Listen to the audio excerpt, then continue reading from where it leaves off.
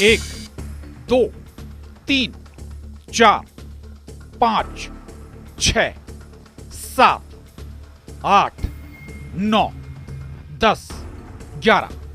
ये गिनती 1000 के पार जाएगी, लेकिन शवों की ये लाइन खत्म नहीं होने वाली।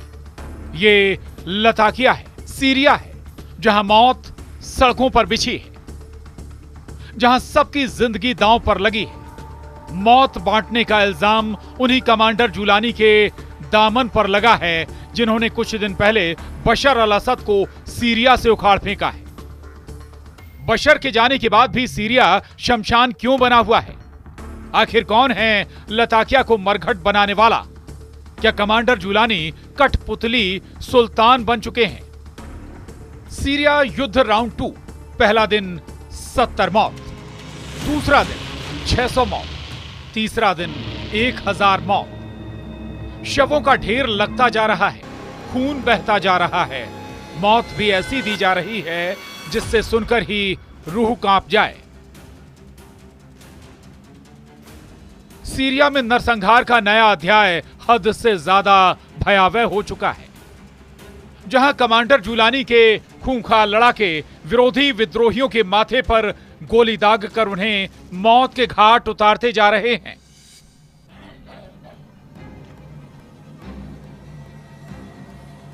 तीन दिन पहले शुरू हुआ सबसे खौफनाक युद्ध अब इस कदर खूनी हो चुका है कि अंकारा से व्हाइट हाउस तक खलबली मच गई। मॉस्को में पुतिन को भी सीरिया के अपडेट डरा रहे हैं। तेल अवीव में नेतन्याहू की नजरें अब दमिश्क से होने वाले ऐलान पर टिकी हैं।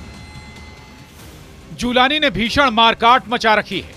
एर्दोआन इस बारूदी टकराव में जुलानी को सपोर्ट कर रहे हैं। तुर्की ने कमांडर जुलानी की पीठ थपथपाकर सिविल वॉर को महायुद्ध में तब्दील कर दिया है।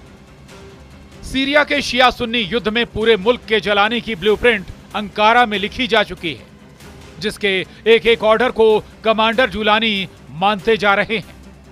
लेकिन यह लड़ाई जिस मोड़ पर आ पहुंची है, वहां कोई इसे नजरअंदाज करने की भूल नहीं कर सकता। सीरिया के जबलेह से सामने आए दृश्य महाशक्तियों को डराने लगे। जुलानी के फाइटर्स ने जबलेह को जला दिया है। 3 दिन की लड़ाई में जबलेह के मकानों की दीवारें गोलियों से छलनी हो चुकी हैं। गलियों में जहां तहां फूंक चुकी गाड़ियां पड़ी हैं। घरों के भीतर घुसकर अलावी समुदाय के लोगों को चुन चुन कर गोली दागने के आरोप लगाए जा रहे हैं।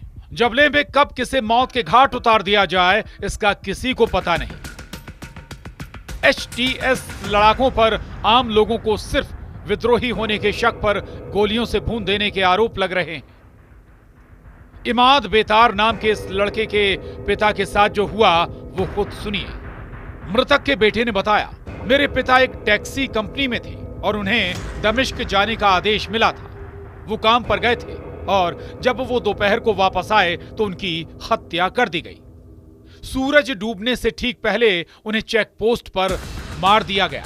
जुलानी ब्रिगेड के खौफनाक कांड के गवाह रहे जबलेह अस्पताल के डॉक्टर ने बताया कि लड़ाका ग्रुप ने अस्पताल को बम का गोदाम बना दिया। भारी गोलीबारी की गई। HTS लड़ाकों ने ऑपरेशन थिएटर में जाकर भी खून खराबा किया है। आला हमदा जो डॉक्टर हैं, उन्होंने बताया, हम डॉक्टरों को अस्पताल में अलग कर दिया। गलियारे बम से भरे पड़े हैं। अस्पताल में शीशे टूटे हुए हैं। वो ऑपरेशन रूम में घुस गए और हमें नहीं पता कि उन्होंने क्या किया। हालात बहुत ही खराब हैं। जैसे जैसे जुलानी ब्रिगेड लताकिया और जबलेह में हावी हो रही है, मौत का आंकड़ा बढ़ता जा रहा है। British Syrian observatory for human rights ने जानकारी दी है कि अब तक 745 आम नागरिक मारे गए हैं, जिनमें से ज्यादातर लोगों को काफी करीब से गोली मारी गई है। इसके अलावा 125 सरकारी सुरक्षा बल के सदस्यों की मौत हुई। पूर्व राष्ट्रपति बशर अल असद समर्थक लड़ाका ग्रुप के 148 फाइटर मारे गए हैं। रिपोर्ट में कहा गया है कि लताकिया शहर के आसपास के बड़े इलाकों में बिजली और पीने का पानी काट दिया गया है। मतलब जो गोली से बचेंगे वो भूख प्यास से तड़प तड़प कर मर जाएंगे। मौत के इस खौफनाक तांडव पर भी तुर्की के राष्ट्रपति ने जो कहा है वो सन्न कर देने वाला है। एर्दोआन ने सीरिया में हुए नरसंहार को साजिश कहकर कमांडर जुलानी के समर्थन का ऐलान किया है। एर्दोआन ने लताकिया और जबलेस सामूहिक हत्याकांड को बशर अल असद का कारनामा बता डाला है। इस मौत के तांडव को देखने के बाद तुर्की के राष्ट्रपति रजिब तय्यब एर्दोआन ने कहा, ताजा उदाहरण हमने अपने पड़ोसी देश सीरिया में देखा, जहां पूर्व शासन के बचे हुए वफादारों ने सांप्रदायिक संघर्ष पैदा करने के मकसद से आतंकवादी गतिविधियों को अंजाम दिया।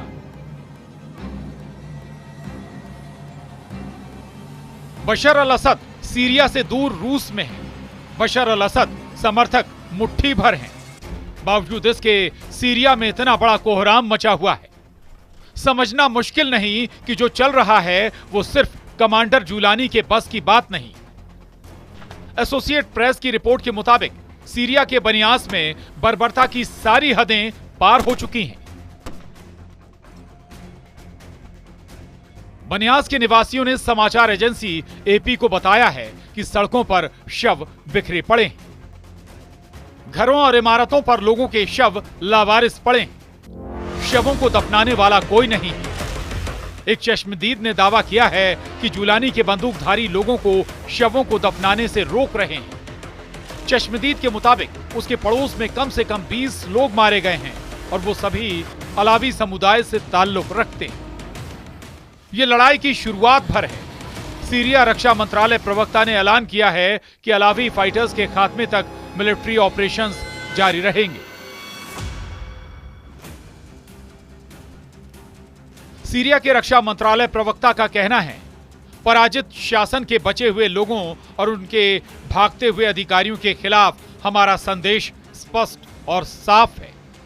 अगर आप वापस लौटेंगे तो हम भी वापस लौटेंगे और आप अपने सामने ऐसे लोगों को पाएंगे जो पीछे हटना नहीं जानते और जो उन लोगों पर दया नहीं करेंगे जिनके हाथ निर्दोषों के खून से रंगे हैं।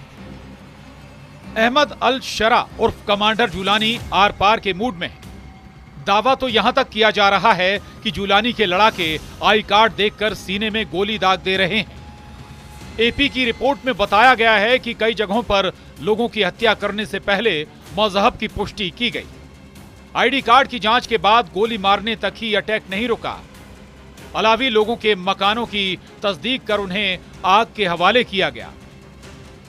जाहिर है ये कोई युद्ध नहीं, ये सीधे सीधे नरसंहार है, मगर तुर्की इसे कुछ और ही साबित करने में जुटा है। एर्दोआन ने धमकी दी है कि ये इजराइल करवा रहा है। अगर जुलानी के खिलाफ कोई भी आवाज उठेगी उसे तुर्की बंद कर देगा, जिस पर तुर्की के राष्ट्रपति रजिब तय्यब एर्दोआन ने कहा कि अलावी की आत्मा को भड़काकर राजनीति में शामिल करने की कोशिश करना हमारे आंतरिक मोर्चे को हिलाने का मकसद है। एक ऐसा प्रयास जिसके लिए विशेष रूस से नरसंहार करने वाले हत्यारों से मदद मांगना असल में उपनिवेशवाद है। तुर्की के हौसले बुलंद हैं। एर्दोआन ने अब तक जो चाहा है वही सीरिया में हुआ है। कुर्द लड़ाकों ने भी एर्दोआन के आगे सरेंडर कर दिया है। कमांडर जुलानी की सरकार ने कुर्द फाइटर्स की सीरियाई डेमोक्रेटिक फोर्सेस का अपनी सेना में विलय कर लिया है। समझौते पर हस्ताक्षर अहमद अल शरा और एसडीएफ कमांडर मजलूम आब्दी ने किया है। अमेरिका का समर्थक कहे जाने वाले एसडीएफ का उत्तरी सीरिया में तुर्की समर्थित फाइटर ग्रुप से कई साल तक युद्ध चला था। सीरियाई डेमोक्रेटिक फोर्सेस ने ट्रंप के अचानक यूएस फोर्स को सीरिया से वापस बुलाने के जोखिम को देखते हुए घुटने टेक दिए हैं। कुर्द फोर्स का सरेंडर तुर्की के लिए ऐतिहासिक कामयाबी मानी जा रही है। एर्दोआन भी इसी वजह से इजराइल तक को धमकाने लगे हैं। मगर जो विद्रोह कमांडर जुलानी के खिलाफ फटा है उसे हल्के में लेना तुर्की को बहुत नुकसानदेह साबित हो सकता है।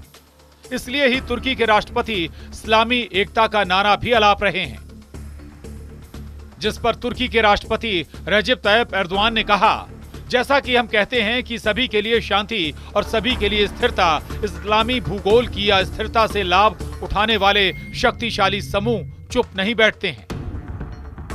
तुर्की हाल की तिकड़म से भले ही सीरिया में कंट्रोल बढ़ाता जा रहा है, लेकिन एक बात का पता एर्दोआन को अच्छी तरह से है कि सीरिया में लड़ाई आसान नहीं। अलावी समुदाय के कत्लेआम से अलर्ट होकर ड्रुज फाइटर्स ने भी मोर्चा खोल दिया है। रुज मिलिशिया सीरिया के दक्षिणी स्वेदा में युद्ध के लिए रेडी होने का ऐलान कर रहे हैं। शिया मुसलमानों का यह लड़ाका ग्रुप लेबनान और इजराइल तक बसा हुआ है। रुज मिलिशिया अबू अली का कहना है, यहाँ के क्षेत्र में हमने स्थानीय गुटों के साथ साथ क्षेत्रीय और सामाजिक समर्थन के साथ मिलकर खुद शुरू किया। भले ही ये आर्थिक रूप से विपन्न क्षेत्र है, लेकिन उन्होंने बिना किसी अंतर्राष्ट्रीय समर्थन या किसी बाहरी पक्ष की अपनी उपलब्ध क्षमताओं के साथ इस क्षेत्र की रक्षा के लिए खुद को समर्पित कर दिया। उन्होंने ऐसा इसलिए किया ताकि वो इस क्षेत्र में सुरक्षा और संरक्षा बनाए रख सकें। सीरिया में एक दो फाइटर ग्रुप नहीं जिन्हें काबू में करके युद्ध को जीता हुआ मान लिया जाए। लड़ाका ग्रुप से भी बड़ी टेंशन सीरिया में महाशक्तियों के इंटरेस्ट का है। अमेरिका और रूस जैसे मोस्ट पावरफुल देश सीरिया वॉर में सेना उतार चुके हैं। प्रेसिडेंट पुतिन का तो सीरिया में अच्छा खासा दखल है। रूस ने सीरिया में बशर अल असद के समर्थन में अपनी सेना तक उतारी थी। रूस के सैन्य अड्डे अब भी सीरिया में हैं। रूस के हथियारों की तैनाती को लेकर अब भी कुछ साफ नहीं है। मतलब ये कि जिस समय पुतिन ने बशर अल असद को सपोर्ट का ऐलान किया, वहीं से सारी बाजी पलट सकती है। फिलहाल पुतिन यूक्रेन युद्ध में बिजी हैं, लेकिन जल्द ही यूक्रेन युद्ध को खत्म करने की उनकी कोशिश है। जैसे ही यूक्रेन मोर्चे से पुतिन को फुर्सत मिलेगी, सीरिया फ्रंट पर वो एक्टिव हो सकते हैं। सिर्फ पुतिन ही नहीं, ईरान जैसा पावरफुल देश भी सीरिया में बशर अल असद की वापसी का पक्षधर है। ईरान ने सीरिया की हर हलचल पर अपनी प्रतिक्रिया दी। 3 दिन से चल रहे खूनी खेल पर भी ईरान ने कमांडर जुलानी को लताड़ लगाई। मतलब ये है कि बशर अल असद के 2 सबसे बड़े समर्थक देश सही मौके के इंतजार में हैं। जैसे ही टाइम आएगा, तुर्की से हिसाब लिया जाएगा। एक बात और अहम है, वो ये कि रूस ईरान भले ही वक्त का इंतजार करें, मगर इजराइल ये भी नहीं करने वाला। इजराइल अपने ऊपर खतरा मंडराने से पहले दुश्मन को तोड़ना शुरू कर देता है। सीरिया में नेतन्याहू आर्मी के ऑपरेशन लगातार जारी हैं। नेतन्याहू को जब भी खतरा महसूस होता है, दमिश्क में बम बरसने लगते हैं। अब अगर थ्रेट अंकारा से दिखेगा तो इजराइल के जंगी जेट तुर्की की उड़ान भर सकते हैं। हालांकि इजराइल का यही रुख सीरिया को न्यूक्लियर युद्ध के मैदान बना सकता है। तुर्की भी एटम बम की पावर रखता है, जो उसे अमेरिका ने दे रखे हैं। 100 एटम बम से लैस तुर्की से लड़ना किसी के लिए भी आसान नहीं होने वाला। Bureau report, news 18।